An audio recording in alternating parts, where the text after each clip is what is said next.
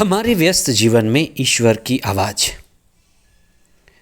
जैसे एक पत्ती शाखा से जुड़ी होती है तब हरी भरी रहती है। जब वह शाखा से विछुड़ने लगती है तो सूख जाती है और गिरते गिरते वह हवा के झोंकों से बहा ली जाती है। जब इंसान ईश्वर के साथ जुड़ा है तो आशीष में होता है, लेकिन जब वह बिछुड़ जाता है तो हालत वैसी ही होती है जैसे सूखी पत्ती।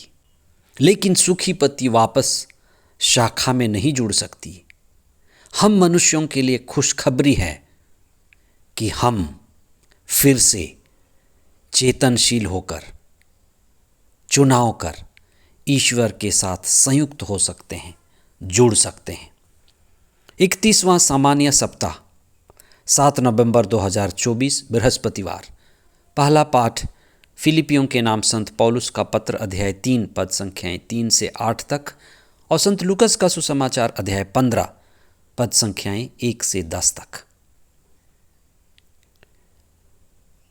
दो शब्दों के बारे में आज हम चिंतन करें।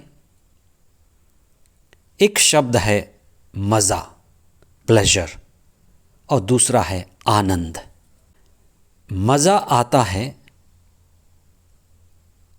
शरीर में, इंद्रियों में। इसका स्रोत है बाहर और कई बार यही मज़ा सजा में बदल जाता है।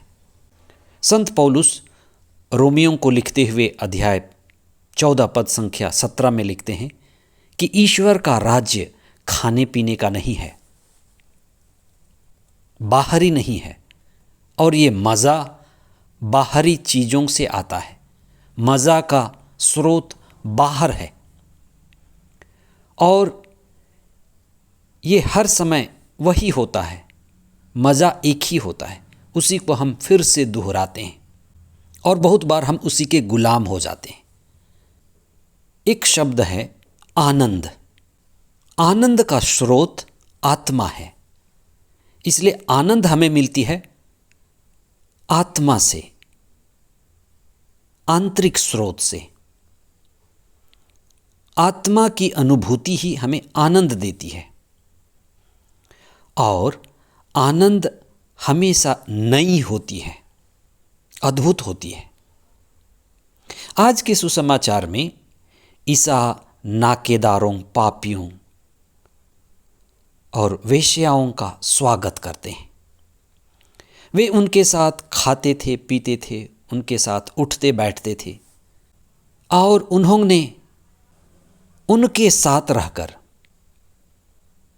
उनके जीवन में बदलाव लाने के लिए शिक्षा दी। वे लोगों के पीछे गए, उनके साथ रहे और वे उनको खोजते थे, ढूंढते थे।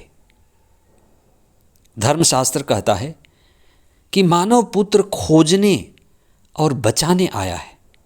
जो अपूर्णता का, अधूरेपन का जीवन जी रहे हैं, पापमय जीवन जी रहे हैं, मानव पुत्र उन्हीं को खोजने आया, बचाने आया। जो मज़ा और सजा भोग रहे हैं उनको ऊपर उठाने आया। इसलिए सुसमाचार हमारे लिए आनंद का संदेश लाता है।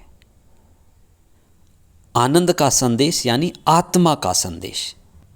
अपने ध्यान को मज़ा से, बाहरी से, शरीर से, मन से, संसार से हटाकर आत्मा की ओर केंद्रित करने के लिए सुसमाचार हमें बुलाता है। इसलिए आज के सुसमाचार में बार बार आनंद मनाने की बात बताई गई है। ईश्वर खोई हुई भेड़, खोई हुए सिक्के, इसलिए नाकेदार, पापी, वेश्याओं को वापस पाकर जब वे ईश्वर से संयुक्त हुए, ईसा से मिले, तो आनंद मनाने का माहौल, एक अद्भुत माहौल। ये इसलिए क्योंकि हृदय परिवर्तन हुआ। लोग अपनी आत्मा में ईसा को स्वागत किए, उनकी शिक्षा को हृदय से स्वीकार किए। इसलिए ये बात नाकेदारों और पापियों को समझ आई कि हम ईश्वर से संयुक्त होकर आनंदित होने के लिए बने हुए हैं। जिस दिन हर व्यक्ति को ये समझ आ जाए कि मैं ईश्वर के साथ संयुक्त होकर प्रार्थना में, भक्ति में आनंदित होने के लिए बना हूँ, तो जो मज़ा हम शरीर में पाते हैं, मन में पाते हैं, संसार में पाते हैं, तो हम उसके आगे निकल जाएंगे। जैसे कुत्ते सूखी हुई हड्डियों को काटते रहते हैं, उसको चबाते रहते हैं, उस सूखी हड्डियों से उनका ही खून निकलता है और वे समझते हैं कि हड्डियों से खून निकल रहा है। ये उनका भ्रम है। जब हमें समझ में आता है तो हम ये जान पाते हैं कि हम शरीर गंवा रहे हैं, मन गंवा रहे हैं, संसार में खोए हुए हैं, जबकि आत्मा पुकार रही है। जब हम आत्मा का अनुभव करते हैं तब हम आनंद का अनुभव करते हैं। पापियों ने, नाकेदारों ने, वेश्याओं ने ईसा के पास रहकर अपनी आत्मा को पाया। आप कुछ समय निकालें अपनी आत्मा के लिए। आप खुद आत्मा हैं, मैं आत्मा हूँ। अपनी आत्मा को जानने के लिए, खुद को जानने के लिए, आत्मज्ञान के लिए कुछ समय निकालें, मौन रहें, प्रार्थना करें, शास्त्रों को समझें और पवित्र आत्मा के द्वारा संचालित होकर आत्मा में आनंद मनाएं। संत पौलुस कहते हैं आप आनंदित रहें। मैं फिर से कहता हूँ आनंदित रहें। हम सभी रोने के लिए, आंसू में रहने के लिए नहीं, लेकिन आनंदित होने के लिए बनाए गए हैं, बुलाए गए हैं। प्रभु में आनंदित रहें। आमीन।